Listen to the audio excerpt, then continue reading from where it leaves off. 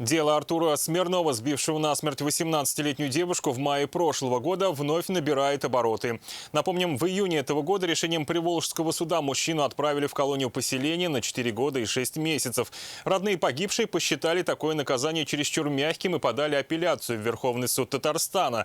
Какие аргументы приводили стороны, услышал Айрат Назипов. Прошел год с этого момента, мы до сих пор это не отпустили.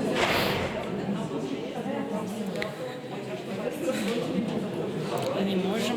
Родственники погибшего 17-летней Алины не могут сдержать слез. Они вновь собрались в суде, на этот раз в Верховном. Боль им причиняет не только потери родного человека, но и приговор в отношении сбившего ее Артура Смирнова. Приволжский суд назначил ему 4 года и 6 месяцев отбывания наказания в колонии поселения. Страна потерпевших посчитала такое решение слишком мягким и подала апелляцию. Я недовольна приговором, потому что человек забил не одного, а двоих людей, причем девочку 18 лет лишил жизни.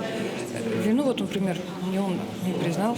Ну, по крайней мере, со мной никаких извинений я, в общем, от него не слышала. Тетя погибшей девушки Резида Фатахова также попала под машину. 1 мая прошлого года они шли с Алиной рука об руку, переходили дорогу на зеленый. До противоположной обочины не дошли. Девушка погибла на месте, а женщину госпитализировали. Она получила травмы средней степени тяжести. И не только. Я получила психологическую травму. На моих глазах же забили. Это же моя родственница, внучата. После аварии виновник покинул место ДТП. В течение 4 часов автоинспекторы установили и машину, и владельца. Им оказался Артур Смирнов, которого задержали и повезли в суд на следующий день. Мужчина убеждал всех в том, что ему стало плохо за рулем, и он не помнил момент наезда. Вот его слова на следующий день после аварии. Доставьте мне то, за что я должен ответить. Я, кроме жизни, вы же ничего больше не предъявили. Что в протоколе? Кроме того, то, что какой-то Kia Rio наехал на девушку с бабушкой. И на какую-то, на людей. Именно номер запомнили, именно они запомнили, именно номер в 10 часов вечера. Одной камеры нету.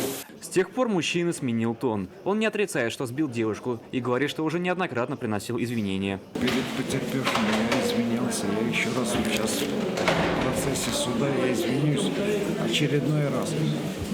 У меня здоровье. Адвокат подсудимого считает вынесенный приговор Приволжского суда справедливым и не подлежащим отмене. Также заявил, что его подзащита не только принес извинения, но и пытался возместить ущерб потерпевшей стороне. В суде Приволжском было доказано, что он перечислял им 100 тысяч, 50 тысяч. Они, эти квитанции приобщены. И, кстати, одну из квитанций приобщила потерпевшая сторона, потому что они не получают эти деньги. Он же не виноват в том, что они получают. Обвиняемый парирует то, что была компенсация денежная, но эта компенсация была от страховой компании. Это было не добровольно, не от виновника происшествия. Также суд оставил без рассмотрения исковые требования. В зависимости от принятого сегодня решения в установленном порядке будут предъявлены исковые требования.